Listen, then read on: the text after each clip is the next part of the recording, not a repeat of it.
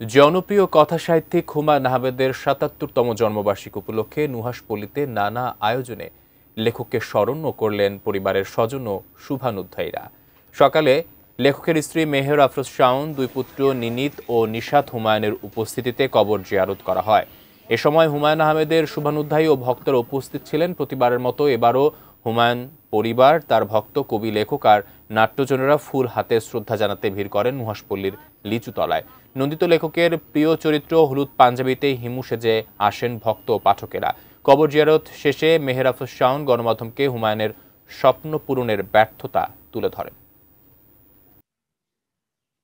আমি আপনাদের মাধ্যমে যখন বলেছি যে হুমায়ূন আহমেদের জাদুকর ঘরটা করবার কথা বাস্তবায়ন করতে চেয়েছি, বা হুমায়ূন আহমেদের অন্যান্য অনেক স্বপ্ন যেগুলো নিয়ে হতাশা আপনারা বলছেন, আমি প্রতিটাই চেষ্টা করেছি বিভিন্নভাবে।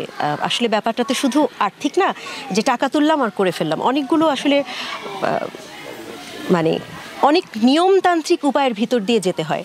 আমি ব্যর্থ হয়েছি।